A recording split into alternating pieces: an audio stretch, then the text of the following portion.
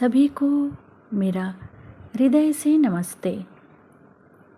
आज के इस प्रोग्राम में जो आप अभी देखेंगे उसमें आप सभी सत्य साधकों का हृदय से स्वागत है।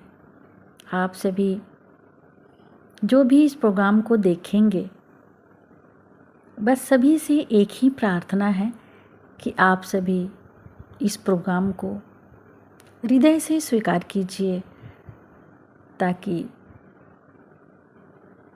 जो भी इस प्रोग्राम को देखेंगे आपके अंदर एक अद्भुत परिवर्तन आएगा।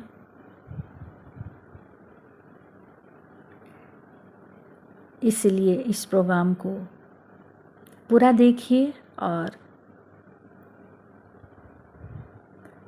इस परिवर्तन के साथ आप स्वीकार कीजिए।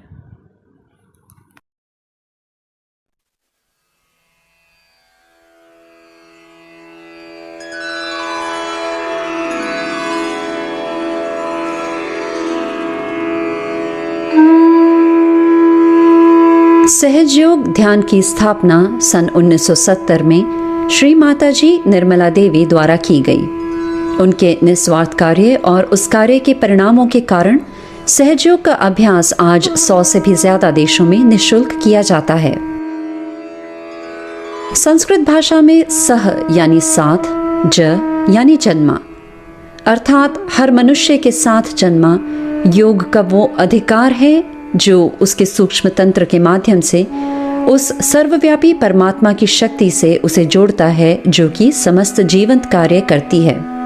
यह शक्ति समस्त जीवंत कार्य करती है, सुनियोजित कर सकती है, सोच सकती है और सबसे ज्यादा यह शक्ति प्रेममयी है। हमें यह जानकारी होनी चाहिए कि हमारा सृजन करने वाला परमात्मा सबसे उच्च आयोजक है। सूक्ष्म तंत्र को कई आध्यात्मिक परंपराओं में जीवन वृक्ष भी कहा गया है। सूक्ष्म तंत्र में शामिल है 7 चक्र, 3 नाड़ियां और जीवंत शक्ति कुंडलिनी।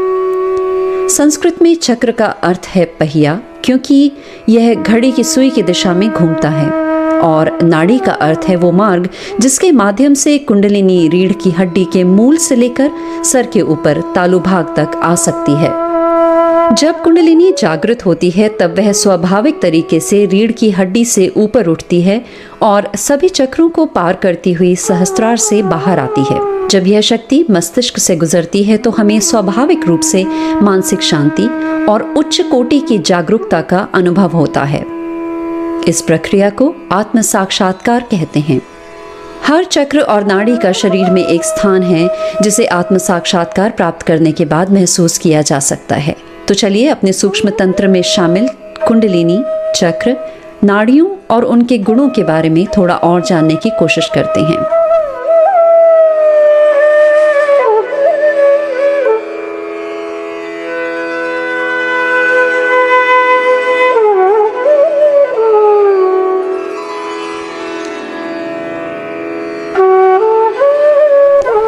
मनुष्य के अंदर कुंडलिनी नामक एक आध्यात्मिक शक्ति होती है, जो कि त्रिकोणाकार अस्थि में सुप्तावस्था में 3.5 कुंडल में विराजमान रहती है। यूनानी लोगों को यह पता था कि वह हड्डी जिसे हाइरोनोस्टियन या सेक्रम कहा जाता है, उसके अंदर वह ऊर्जा है जो न्यूमा या आत्मा तक ले जाती है। कुंडलिनी आग की तरह दिखती है और उसमें आग के से ही गुण मौजूद होते हैं। जो कुछ भी खराब या दूषित होता है उसे कुंडलिनी जला देती है। अशुद्ध चीजों को जलाने के बाद यह सूक्ष्म तंत्र को शीतल कर देती है।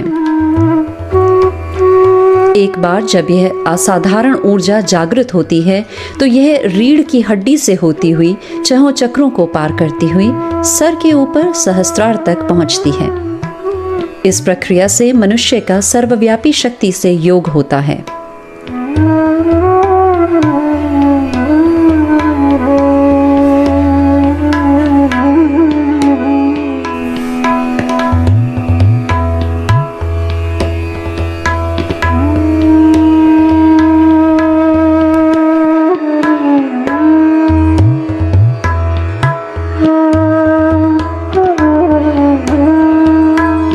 4 पंखुड़ी वाले चक्र को मूलाधार चक्र कहा जाता है। यह चक्र त्रिकोणाकार त्रिकास्थी हड्डी जिसमें कि कुंडलिनी निवास करती है, ठीक उसके नीचे स्थित होता है। इस चक्र का प्रमुख गुण अबोधिता है। अबोधिता वह गुण है जिसके कारण हम बिना पक्षपात बच्चों जैसे आनंद का अनुभव करते हैं। हालांकि कुंडलिनी को 6 चक्रों से गुजरना होता है। आत्म साक्षात्कार के समय मूलाधार कुंडलिनी की शुद्धता की रक्षा करता है।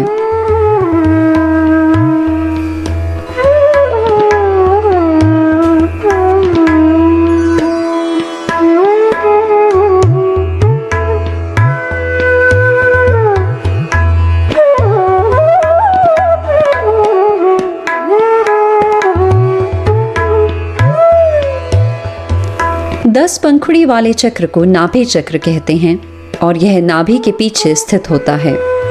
यह वो चक्र है जो हमें उदारता और पूर्ण संतोष का अनुभव देता है। जब यह चक्र प्रबुद्ध होता है तो यह हमें आध्यात्मिक उत्थान, धार्मिकता, नैतिकता और हमारे जीवन के सभी स्तरों पर पूर्ण संतुलन देता है।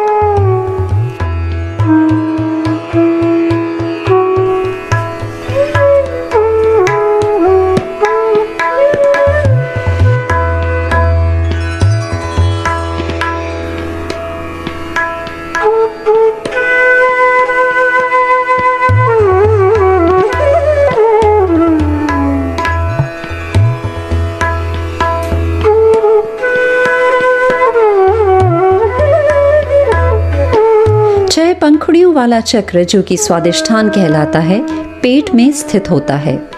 यह सृजनात्मकता, शुद्ध चित्त और निर्मल विद्या का केंद्र है।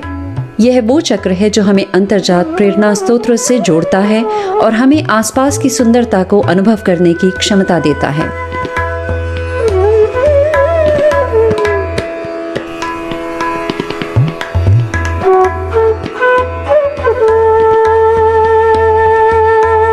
स्वादिष्ठान और नाभि चक्र के चारों ओर भव सागर है जो हमारे अंदर गुरु तत्व प्रदान करता है।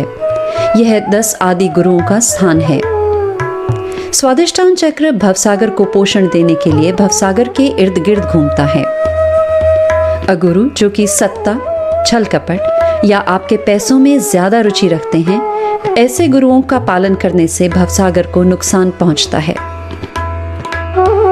श्री माता जी के अनुसार आप स्वयं के गुरु, स्वयं के आध्यात्मिक पथ प्रदर्शक बन जाते हैं, क्योंकि आप अपनी सूक्ष्म समस्याओं को अपनी उंगलियों पर महसूस कर सकते हैं और अपनी ही कुंडलिनी की मदद से उन समस्याओं को ठीक भी कर सकते हैं।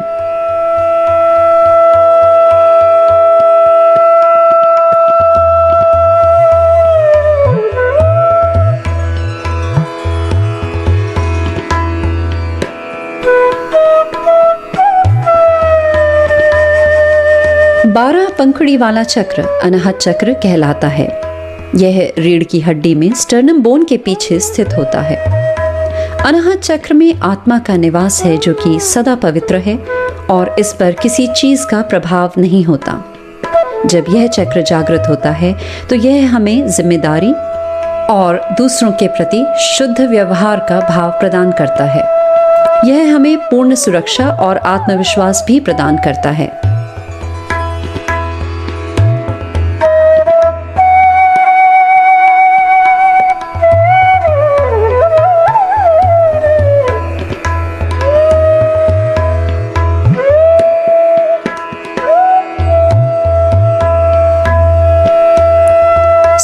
पंखुड़ी वाला विशुद्धि चक्र रीढ़ की हड्डी के गर्दन के क्षेत्र में होता है। यह व्यवहार कुशलता, दूसरों के साथ शुद्ध संबंध और एक चंचल निर्लिप्तता का चक्र है। यह हमारी अपराध भावना को दूर करता है और हमें नम्र और मधुर वाणी देता है। यह चक्र हमारा समष्टि से संबंध स्थापित करता है, जिसके कारण एकात्मकता और समष्टि का अंग प्रत्यंग होने का अनुभव मिलता है।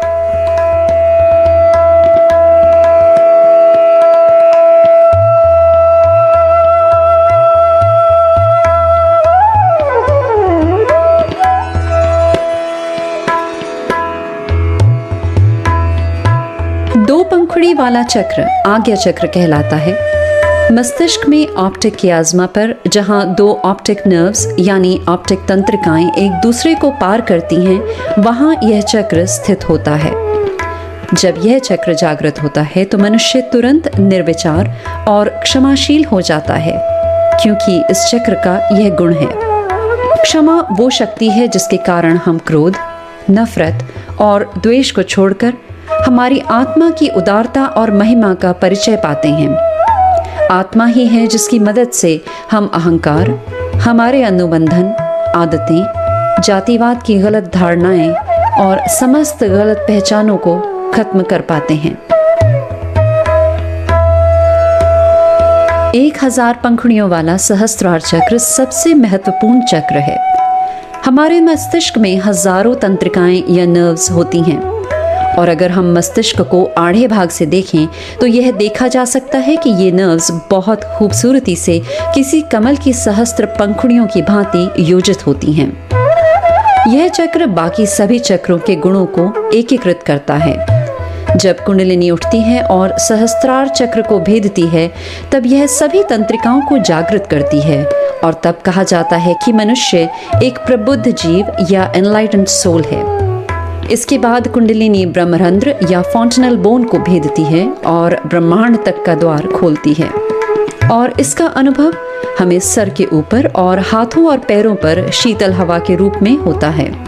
इस अवस्था को आत्म साक्षात्कार कहते हैं, अर्थात हमारी अंतरात्मा का सर्वव्यापी शक्ति से योग या संबंध। सभी धर्मों में इस अवस्था को प्राप्त करना ही हमारे जीवन का दिव्य सार बताया गया है।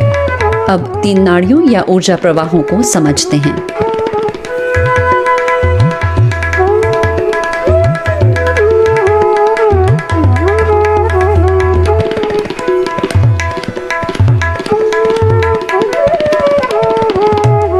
बाईं नाड़ी को ईड़ा नाड़ी या चंद्र नाड़ी कहा जाता है। यह मूलाधार चक्र से शुरू होकर आज्ञा चक्र पर आकर मस्तिष्क के दाहिने भाग में प्रति अहंकार में समाप्त होती है। इस नाड़ी का संबंध हमारे भूत, हमारी भावनाओं और इच्छाओं से होता है। ईड़ा नाड़ी की प्रमुख विशेषता है आनंद, जो कि आत्मा का स्वभाव है।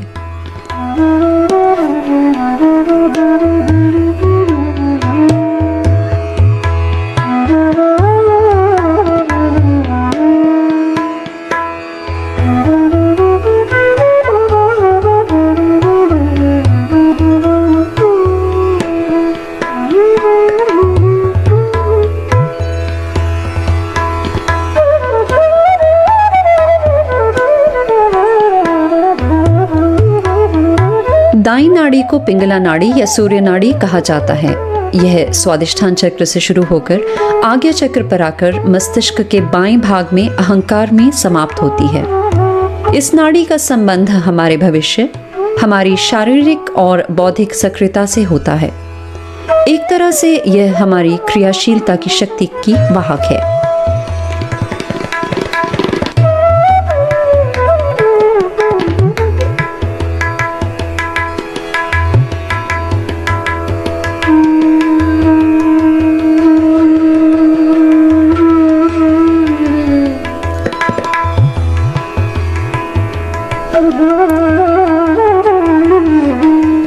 मध्य नाड़ी या सुषुम्ना नाड़ी मूलाधार चक्र से शुरू होती है और सीधा सहस्त्रार चक्र तक जाती है। यह हमारे आध्यात्मिक उत्थान या विकास की नाड़ी है। यह वह वाहक है जो हमारे उत्थान का पोषण करती है और चेतन या अचेतन तरीकों से जागरूकता के उच्च स्तरों तक हमारा मार्गदर्शन करते हुए सहस्त्रार चक्र की पराकाष्ठा तक हमें पहुंचाती है।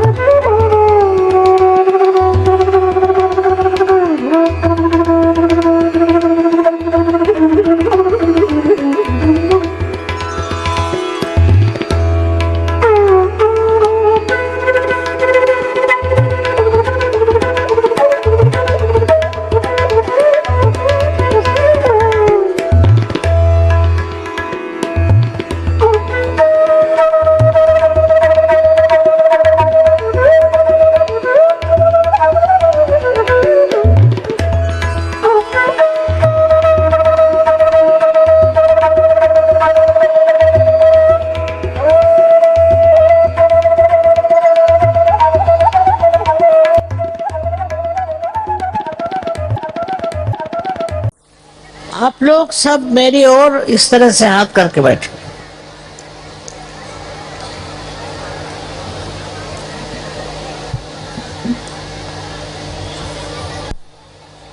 इस तरह हाथ करके बैठे, बात मत करिए, शांति पूर्वक। और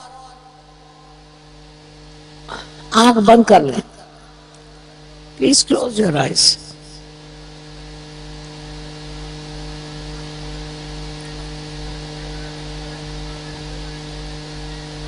आंख बंद करिए।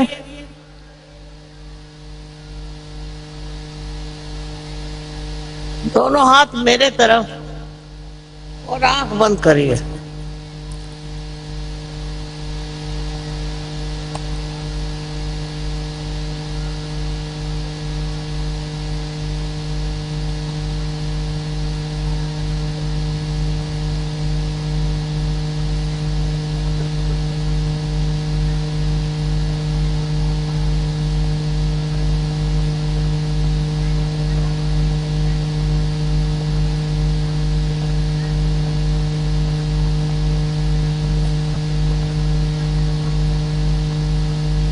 और अब कहिए आंख बंद करके, कृष्णी माता जी, हमको कृपया आत्म साक्षात्कार दीजिए।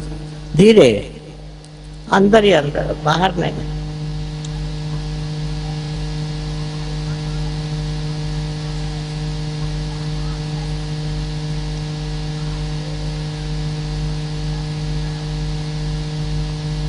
मन में कहिए, मन में।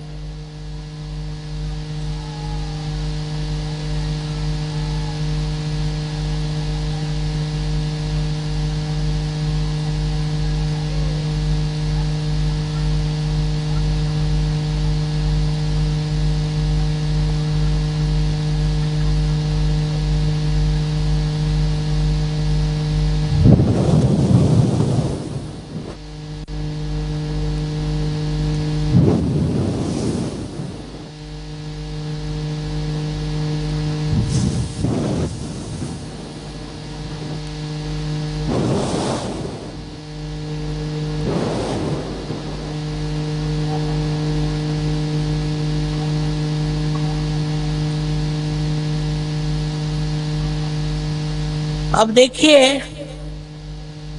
कि आपके हाथ में आंख बंद रखें। ठंडी ठंडी हवा तो नहीं आ रही, या गरम गरम भी आ रही है?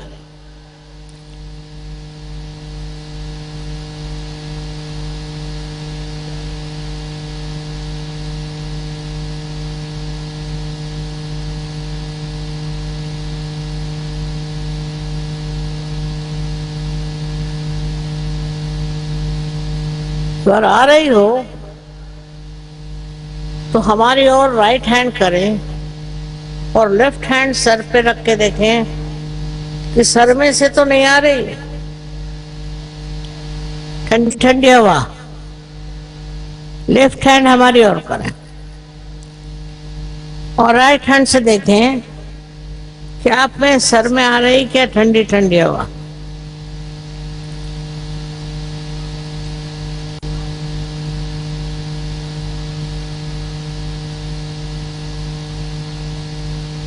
अब राइट हैंड हमारी ओर करें और लेफ्ट हैंड से देखिए कि सर में कहीं ठंडी ठंडी हवा तो नहीं आ रही। सर से, तालू से हाथ उठाइए, हाथ को ऊपर रखिए। सर पे नहीं हाथ रखने का, सर पे नहीं, ऊपर, सर से ऊपर।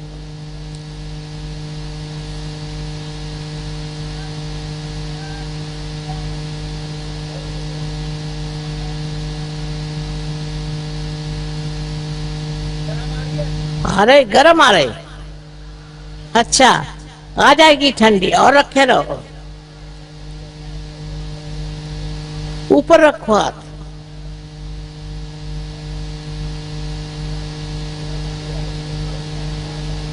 आ रही ठंडी?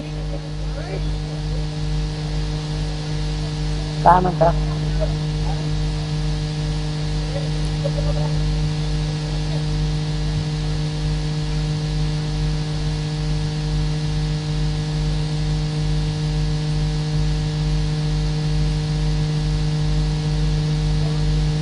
गर्म बात इसलिए है कि अभी आपके अंदर ठंडक नहीं आई।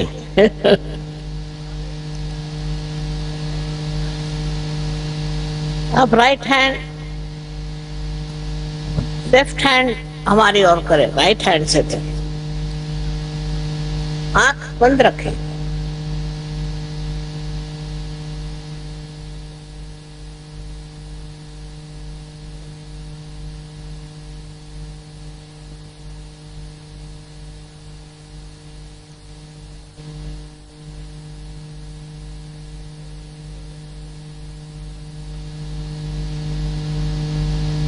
अब फिर से राइट हैंड मेरी ओर और लेफ्ट हैंड से देखिए।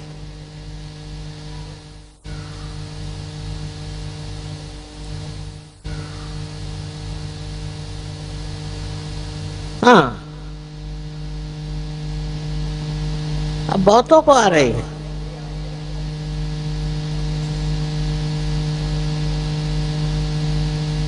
अब दोनों हाथ मेरी ओर और आंखें खोल कर देखी।